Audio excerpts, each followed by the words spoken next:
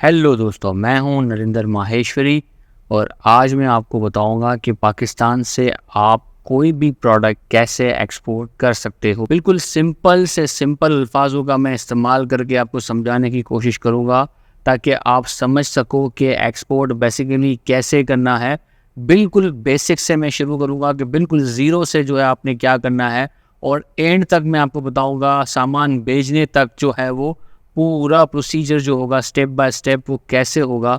हर चीज़ मैं आपके साथ जो है वो शेयर करने वाला हूँ कि बेसिकली 4 जो है वो स्टेप के अंदर मैंने इसको डिवाइड किया हुआ है, जो हम अपने पिछले कई वीडियो के अंदर मैं बता चुका हूँ।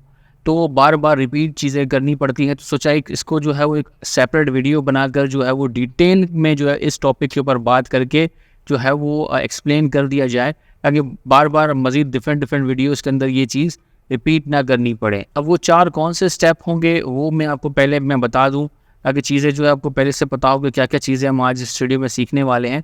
जो बेसिक 4 स्टेप हैं, जो पहला स्टेप है वो प्रिपरेशन फॉर एक्सपोर्ट, जिसमें मार्केट रिसर्च के बारे में समझेंगे, प्रोडक्ट सिलेक्शन कैसे करना है, बिजनेस रजिस्ट्रेशन जो है वो कैसे होगा, क्या क्या चीज़ें चाहिए होंगी, इसके अलावा मजीद और कौन कौन सी ज़रूरी चीज़ें होंगी। दूसरा जो स्टेप होगा रेडी फॉर एक्सपोर्ट, जिसमें हम देखेंगे कि सोशल मीडिया की मदद से मार्केटिंग कैसे करेंगे, बायर हम किस तरीके से ढूंढेंगे, बायर से जो है किस तरीके से बात करेंगे, क्या चीज़ जो है वो पहले बायर को देनी होगी, प्रोडक्ट की प्राइस कैसे जो है वो कैलकुलेट करनी है, इसके ऊपर ही बात करेंगे। जो तीसरा सेक्शन होगा हमारा वो डॉक्यूमेंटेशन का होगा। डॉक्यूमेंटेशन के अंदर हम बात करेंगे फ्रेट फॉरवर्डर और कस्टम क्लियरिंग एजेंट आप कैसे हायर कर सकते हो, कस्टम क्लियरिंग का क्या क्या प्रोसीजर होगा, कंटेनर आपने खाली कंटेनर कहाँ से भेजना है, अगर बायर भेजना है तो कैसे आप जो है अपना कंसाइनमेंट भेजोगे, पूरा कंटेनर कैसे भेजोगे, अगर जो है वो थोड़ा सा सामान भेजना है तो वो आप कैसे भेजोगे। तो ये डॉक्यूमेंटेशन के अंदर सारी चीज़ें बात करेंगे, और एक्सपोर्ट करने के लिए क्या क्या डॉक्यूमेंट चाहिए होंगे इसी के अंदर हम बात करेंगे डॉक्यूमेंटेशन के अंदर। चौथा जो पार्ट होगा वो शिपमेंट का होगा, जिसके अंदर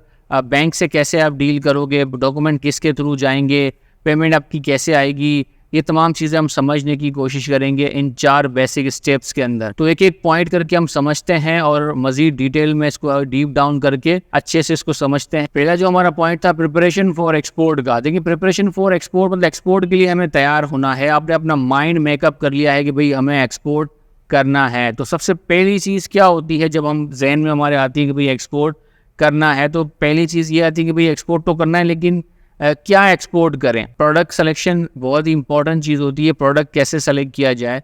देखिए, प्रोडक्ट हम अपनी वीडियोस के अंदर बताते रहते हैं आपको कि प्रोडक्ट एक ऐसा प्रोडक्ट हमें सेलेक्ट करना है जिसकी इंटरनेशनल मार्केट के अंदर डिमांड बहुत ज़्यादा हो और उसका कंपटीशन इतना ज़्यादा ना हो, प्रॉफिट मार्जिन उसका जो है वो अच्छा हो, और जो है वो लोकल मार्केट में वो प्रोडक्ट मिल भी बहुत जल्दी जाए, कोई प्रॉब्लम ना हो। तो ये तमाम क्वालिटीज़ उस प्रोडक्ट के अंदर होनी चाहिए जो प्रोडक्ट आप सेलेक्ट कर रहे हो एक्सपोर्ट के लिए। दूसरा जो आता है वो है मार्केट रिसर्च। ऑलरेडी हम इस तरह की देखिए वीडियो हम बताते रहते हैं आपके साथ, जैसे प्रोडक्ट हम शेयर कर रहे होते हैं। जैसे हाल ही में काफ़ी प्रोडक्ट हमने शेयर किए, जैसे हमने गुआर गम के बारे में शेयर किया था। गुआर गम एक बेहतरीन प्रोडक्ट। सीसम सीड के बारे में भी हमने आपको बताया था। और देखिए ये सब यहाँ पे एक के बाद एक जो है वो उन वीडियोज़ के थंबनेल हम यहाँ पे शेयर कर देंगे। इनके जो लिंक है इस वीडियो के नीचे डिस्क्रिप्शन में आपको मेंशन कर देंगे, और आप हमारे चैनल पर जाकर भी ये तमाम वीडियोस देख सकते हो। प्रोडक्ट सिलेक्शन के हवाले से देखिए बहुत सारे वीडियोस हमने ऑलरेडी डाले हुए हैं। जो वीडियो हम लिंक आपके साथ शेयर करने वाले हैं उसमें मार्केट रिसर्च, प्रोडक्ट सिलेक्शन और वो प्रोडक्ट आपको क्यों करने चाहिए, कहाँ कहाँ उनकी इंटरनेशनल मार्केट में उनकी डिमांड है, सारी चीज़ें हमने उनके अंदर मेंशन कर दिया है। तो मार्केट रिसर्च और प्रोडक्ट सिलेक्शन की जो है अब आपको टेंशन नहीं लेनी, वो हमारी रिस्पॉन्सिबिलिटी है। हम आने वाले वीडियोज़ के अंदर मजीद और एक अच्छे अच्छे प्रोडक्ट लाते रहेंगे। मजीद आगे बढ़ते हैं और बात करते हैं बिजनेस रजिस्ट्रेशन की। देखिए, अगर आपने एक्सपोर्ट करना है, इंपोर्ट करना है, तो डेफिनेटली आपके पास एक बिजनेस लाजमी होना चाहिए। कैसे होगा, क्या क्या चीज़ें आपको चाहिए होंगी और किस तरह का बिजनेस आप रजिस्टर्ड करो। देखिए, पाकिस्तान में बेसिकली जो है वो ज़्यादातर जो है वो 3 तरह के बिजनेसेस ही रजिस्टर्ड हो रहे हैं। एक सोल प्रोप्राइटरशिप होता है, दूसरा होता है पार्टनरशिप बिजनेस, यानी एक से ज़्यादा जो पार्टनर होते हैं वो मिल के एक बिज़नेस बनाते हैं, पार्टनरशिप बिजनेस होता है। और तीसरा जो होता है प्राइवेट लिमिटेड कंपनी होती है, उसमें भी कम से कम जो है वो 2 डायरेक्टर होते हैं। अगर एक डायरेक्टर है तो एसएमसी प्राइवेट लिमिटेड बनती है। तो बेसिकली ये 3 तरह की टाइप है कंपनीज़ की। उसमें से जो भी आप चाहो आप बना सकते हो, लेकिन सबसे ईजी, सस्ता और कम खुआरी वाला जो अभी हाल फिलहाल जो काम है वो है सोल प्रोप्राइटरशिप बिजनेस। आप उसके अंदर रजिस्टर्ड कर लो, खर्चा भी कम आता है और जो है वो ज़्यादा टेंशन भी जो है वो नहीं होती। अब देखिए business sole proprietorship business registered करने के लिए बेसिकली क्या चीज़ें चाहिए होंगी आपको। बेसिकली पहले आप एनटीएन होना चाहिए, एनटीएन के बाद सेल्स टैक्स होना चाहिए, चैम्बर ऑफ कॉमर्स में रजिस्टर्ड होना चाहिए और पीएसडब्ल्यू के अंदर भी आपने रजिस्टर्ड होना है। बेसिकली ये 4 चीज़ें हैं, अगर आपके पास ये हैं तो आप पाकिस्तान में एक्सपोर्ट कर सकते हो, आप इंपोर्ट भी कर सकते हो। इसी के ऊपर सारी चीज़ें देखिए, आपने बिजनेस भी रजिस्टर्ड कर लिया, अब आपने एक वेबसाइट बनानी है लाजमी, क्योंकि अगर आपके पास आपकी वेबसाइट नहीं है तो फिर मार्केटिंग करने में, बायर के साथ डील करने में बहुत ही ज़्यादा प्रॉब्लम होती है। कोई भी ट्रस्ट नहीं करता ऐसे बिजनेस को, क्योंकि जिसकी कोई ऑनलाइन प्रेजेंस ही ना हो, कोई ऑनलाइन अगर वो सर्च करे आपकी कंपनी को तो कोई नामो निशान उसका ना हो। बेहतर है कि हर कंपनी के लिए उसकी बिजनेस की वेबसाइट, प्रोफेशनल वेबसाइट जो है वो होना बहुत ही ज़्यादा ज़रूरी है। प्रॉपरली जो भी वो प्रोडक्ट एक्सपोर्ट करना चाह रहे हैं या इम्पोर्ट करना चाह रहे हैं उसके अंदर हर चीज़ प्रॉपरली जो है वो उसके अंदर ऐड की जाए, ताकि वेबसाइट खोलने वाले को जो फर्स्ट इंप्रेशन आपका होगा, हम बार बार कहते हैं कि जो फर्स्ट इंप्रेशन है वो आपकी वेबसाइट क्रिएट करेगी। इसलिए वेबसाइट का प्रोफेशनल होना, अच्छा होना बहुत ही ज़्यादा ज़रूरी है। अब देखिए, अगर आपको वेबसाइट बनानी हो तो हम यहाँ पर स्क्रीन के नीचे जो है वो नंबर मेंशन कर देंगे, आप इनसे वेबसाइट जो है वो बनवा सकते हो। मज़ीद आगे बढ़ते हैं। देखिए, अब वेबसाइट अब जब बनाओगे तो आपके पास एक डोमेन आईडी भी आ जाएगी, क्योंकि आप बिज़नेस की जो ईमेल्स वगैरह है वो अपने जीमेल, हॉटमेल इस तरह के ईमेल से जो है वो ना करो तो बेहतर है, क्योंकि जब वेबसाइट आप बनाओगे तो आपके पास एक डोमेन आईडी आ जाएगी आपकी कंपनी की नाम की। अगर आप उससे ईमेल करते हो तो उससे बहुत ही ज़्यादा बेनिफिट मिलता है। अच्छा, जो पहला पॉइंट था प्रिपरेशन फॉर एक्सपोर्ट, ये कंप्लीट हो गया। मतलब आपने जो बेसिक चीज़ें थी एक्सपोर्ट करने की वो चीज़ें आपने कर ली। अब जो नेक्स्ट हमारा पॉइंट है उसके ऊपर उसको डिस्कस करते हैं, वो है ready for export. Business registered हो गया, वेबसाइट भी आपने बना ली। अब आपने जो है अपने जितने भी सोशल मीडिया है, जितने भी जो फेमस सोशल मीडिया अकाउंट्स हैं, जैसे फेसबुक है, लिंक्डइन है, जो है वो ट्विटर है, इंस्टाग्राम है, तो वहाँ पर आपने अपने बिजनेस पेजेस बना देने हैं। लाजमी आपने पेजेस बनाने हैं, प्रॉपर अपने लोगोज और प्रॉपर जो है वो जो भी इनका आर्ट वर्क होता है वहाँ पर दे देना है। और कंटिन्यूसली आपने इन तमाम नेटवर्क को मैनेज करना है, पोस्ट करते रहना है, अपडेटेड रहना है। हर चीज़ अपने बिजनेस के हवाले से डेली कोई ना कोई चीज़ आपने शेयर कर देनी है इन तमाम सोशल मीडिया प्लेटफॉर्म पे। अच्छा, बात करते हैं कि चलें ये भी तमाम चीज़ें हो गई, वेबसाइट भी बन गई, सोशल मीडिया पे आपने पेजेस भी बना दिए, मार्केटिंग भी जो है आपने शुरू कर दी है, लोगों को बताना शुरू कर दिया है और बहुत सारी चीज़ें आपने करना शुरू कर दी है। बायर आप कैसे ढूंढोगे? देखिए, बायर ढूंढने के लिए जो है हमने एक डिफरेंट अलग से एक वीडियो बना के रखा हुआ है, जिसमें हमने बताया है कि आप कैसे बायर ढूंढ सकते हो। बिल्कुल सिंपल से सिंपल स्टेप इस्तेमाल करके आप बायर कैसे ढूंढ सकते हो, उसका जो है यहाँ पर आपको थंबनेल नजर आ रहा हो। उस वीडियो का जो लिंक है इस वीडियो के नीचे डिस्क्रिप्शन में भी मेंशन कर देंगे, और आप जो है हमारे चैनल पर जाकर जो है वहां से सर्च भी कर सकते हो। ये तमाम वीडियोस वहां से भी जो है आप देखी जा सकती हैं। अच्छा, प्रोडक्ट की जो प्राइस है वो कैसे कैलकुलेट करनी है, उसके ऊपर भी हमने डिटेल के अंदर जो है वो बात की हुई है। प्रोडक्ट की प्राइस कैसे कैलकुलेट करनी है वो भी इसका थंबनेल यहाँ पर है, और इसका लिंक भी नीचे डिस्क्रिप्शन में हम मेंशन कर देंगे। उसको भी आपने वीडियो को देखना है कि प्रोडक्ट की प्राइस कैलकुलेट करने के लिए किन किन चीज़ों का ख्याल रखना है। हमने वहाँ पर बिल्कुल एक वर्कशीट जो एक्सेल फॉर्मेट में बनी हुई है, हमने वहाँ पर उसका लिंक दे दिया है। इसको डाउनलोड करना है और सिंपल आपने सिर्फ वैल्यूज पुट अप करनी है, कैलकुलेशन खुद ही हो जाएगी, आपको नीचे प्राइस जो है वो मिल जाएगी। तो वो भी वीडियो आप देखें प्राइस कैलकुलेशन के लिए। अब मजीद आगे बढ़ते हैं, या आप देखें फर्स्ट कर लेते हैं कि तमाम चीज़ें आपने कर ली, बायर भी अब आपको मिल गया है और पहला ऑर्डर भी आपको मिल रहा है, आपने उसको प्राइस दी और वो उसने एग्री कर दी। अब क्या करना है? अब बात करते हैं पॉइंट की कि बायर एग्री हो गया, रसीदें भेजी, प्राइस भेजी, उसने एग्री कर दिया। अब नेक्स्ट स्टेप क्या होगा? देखिए, आपने जो है बायर के साथ पेमेंट के मामला तय कर लिए कि भाई हम जो है वो पेमेंट जो है वो या तो एलसी पे लेंगे या तो एडवांस देंगे। देखिए, यही 2 टर्म्स में पे ही आपने जो है वो फोर्स करना है कि भाई मुझे या तो आप एडवांस पेमेंट करें या फिर एलसी के ऊपर काम करें। तो ये जब अगर वो एग्री कर लेता है, हम ये भी फर्स्ट कर लें कि भाई वो एलसी के ऊपर एग्री हो गया है, तो देखिए उसके बाद क्या होगा? अब वो आपसे जो है प्रोफोर्मा इनवाइस मांगेगा, यानी कि इनवाइस, वो बोलेगा कि इनवाइस बनाकर भेजो, प्रोफोर्मा इनवाइस। अब प्रोफोर्मा इनवाइस क्या होती है? बेसिकली एक इनवाइस ही होती है। तो अभी फॉर्मेट हम यहाँ पर शो कर देंगे। ये हमारी वेबसाइट है, उसका लिंक भी हम इस वीडियो के नीचे डिस्क्रिप्शन में शो कर देंगे। आप हमारी वेबसाइट पे जाइएगा, आप डाउनलोड कर दोगे पैकिंग लिस्ट, इनवॉइस और पैकिंग लिस्ट का फॉर्मेट आपको यहाँ से मिल जाएगा। आपने जस्ट उसको डाउनलोड कर देना है, इसमें से जो है इनवॉइस को खोलना है और हेडिंग में जहाँ इनवॉइस है तो वहाँ पर प्रोफोर्मा इनवॉइस लिख देना है। और ये पूरा बना बनाया जो है फॉर्मेट है, जस्ट आपने अपनी डिटेल डालनी है एक्सपोर्टर के नाम पे, अपना जो एक्सपोर्टर का नाम है, बायर का नाम, वेट वगैरह जो भी डिस्क्रिप्शन है, कितनी क्वांटिटी है, तमाम चीज़ें, वैल्यू क्या होंगी, सारी चीज़ें डाल के आपने बायर को भिजवानी है। लेकिन जो प्रोफोर्मा इनवॉइस होती है उसके अंदर जो वेट वगैरह, क्वांटिटी, ये जो चीज़ें डलती हैं ना, ये जो है वो अंदाज़ा डाली जाती हैं। प्रोफोर्मा का मतलब ही यही होता है कि पहले बेचना, मतलब ऐसी चीज़ें जो फाइनल नहीं है, अभी वेट इसके अंदर फाइनल नहीं होगा, क्वांटिटी इसके अंदर फाइनल नहीं होगी, लेकिन जो लमसम जो तय हुई है वो आपने डाल देनी है वो क्वांटिटी। जब शिपमेंट होगी, जब फाइनल वेट आएगा, फिर जो है इनवॉइस, फिर जो है वो इनवॉइस आप दोबारा भेजोगे बाद में डॉक्यूमेंटों के साथ, तो वो प्रोफोर्मा इनवॉइस नहीं होगी, वो फाइनल इनवॉइस कहलाती है। वो प्रोफोर्मा का जो हेडिंग है वो हटा के सिर्फ इनवॉइस आप लिख दोगे वहाँ पर, तो वो बात की चीज़ है। अभी आपने क्या भेजना है, बायर को प्रोफोर्मा इनवॉइस भेजना है, क्योंकि उसको एलसी खुलवाने के लिए इनवॉइस लाजमी चाहिए होगी, प्रोफोर्मा इनवॉइस। अगर वो एडवांस पेमेंट है तो एडवांस पेमेंट के लिए भी प्रोफोर्मा इनवॉइस जो है वो चाहिए होती है। तो ये बनाकर इसको कन्वर्ट करके पीडीएफ फॉर्मेट में वो अपने बायर को आपने भिजवा देना है। अच्छा, अब हम आते हैं तीसरे स्टेप पे, डॉक्यूमेंटेशन का। आपने जो है वो बायर को प्रोफोर्मा इनवॉइस भिजवा दी, बायर ने एलसी जो है वो आपके बैंक अकाउंट में भिजवा दी, या एडवांस पेमेंट आपके बैंक में आ गई, आपने कंफर्म कर लिया बैंक से कि भाई हाँ पेमेंट आ गई है, या एलसी रिसीव हो गई है बैंक को। फिर आते हैं यहाँ पे, जैसे ही पेमेंट या एलसी जैसे ही आ जाएगी, आपने एफआईए इशू करवाना है।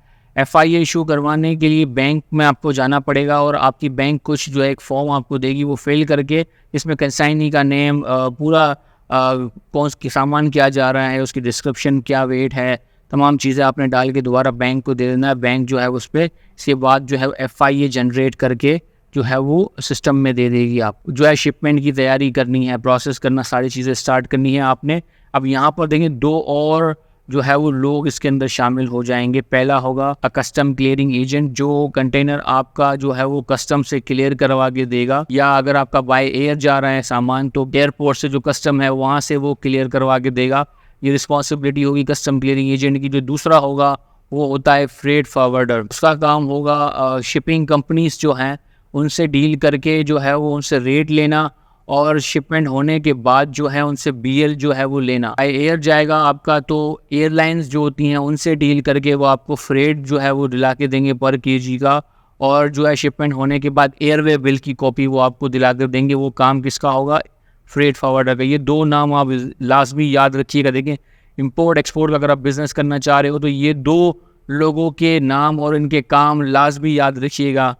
क्लियरिंग एजेंट का जो काम है वो कस्टम से चीज़ें क्लियर करवा के देना, और जो फ्रेट फॉरवर्डर का काम है वो शिपिंग कंपनी से डील करना। अब ये चीज़ें हो गई। अब आपने जो है वो फ्रेट फॉरवर्डर से रब्ता करके बुकिंग प्लेस करनी है। फर्स्ट कर लेते हैं कि हम यहाँ से कंटेनर भेज रहे हैं, तो आपने फ्रेट फॉरवर्डर से बुकिंग प्लेस कर लेनी है कि भाई मुझे जो है अपना कंटेनर जो है इस जो स्पेसिफिक जो भी डेस्टिनेशन है बायर का कि इस पोर्ट तक पहुँचाना है, आपने उनको बताओगे, वो आपको फ्रेट वगैरह लेके देंगे। एक फ्रेट तो आपने जब प्राइस कैलकुलेट की होगी उस वक्त आपने लिया होगा फ्रेट फॉरवर्डर से, ताकि आप प्राइस कैलकुलेट कर सके। लेकिन अब जब आप बुकिंग प्लेस कर रहे हो तो आपको दोबारा फ्रेट जो है वो कंफर्म करने हैं। अगर दिन ज़्यादा हो गए हैं तो, अगर जो है 1 आध 2 दिन हुए हैं तो फिर तो वही फ्रेट उसके ऊपर अप्लाई हो जाएगा। फिर आपने जब बुकिंग डालनी है ना, तो फिर देखिए कैलकुलेशन के लिए तो किसी भी एक फ्रेट फॉरवर्डर से आपने फ्रेट ले लेना है, कैलकुलेट करके बायर को प्राइस देनी है। लेकिन जब आप बुकिंग डाल रहे हो तो फिर आपने कम से कम भी जो है वो 4 से 5 फ्रेट फॉरवर्डर को जो है वो मैसेज फॉरवर्ड करना है टाइप करके कि भाई ये मुझे जो है फ्रेट चाहिए, इस डेस्टिनेशन का इक्विपमेंट टाइप आप लिख लो कि 20 फीट कंटेनर चाहिए, 40 फीट कंटेनर चाहिए, या बाय एयर चाहिए तो आप लिख दो कि भाई बाय एयर चाहिए, केजी आप लिखोगे उसके अंदर, और कौन सी जगह पर जाना है, डेस्टिनेशन पोर्ट आप लिख दोगे, और ये तमाम चीज़ें लिख कर उसको भेज दोगे कि भाई ये है फ्रेट फॉरवर्डर को। फ्रेट फॉरवर्डर रेट देके फाइनल करके जो है आपको इसका बुकिंग कंफर्मेशन दे देगा, जिसको एक CRO भी कहते हैं, जिसके अंदर सारी डिटेल लिखी होती है कि अगर कंटेनर है आपका तो आपका कंटेनर कौन से खाली कंटेनर कराची के कौन से जो है वो यार्ड से निकलेगा। अगर आपका कंटेनर जो है वो दूसरे शहर में है, लाहौर में है, इस्लामाबाद में कहीं और है, तो वो उस कौन सी जगह से आपका कंटेनर एम्प्टी निकलेगा, खाली कंटेनर,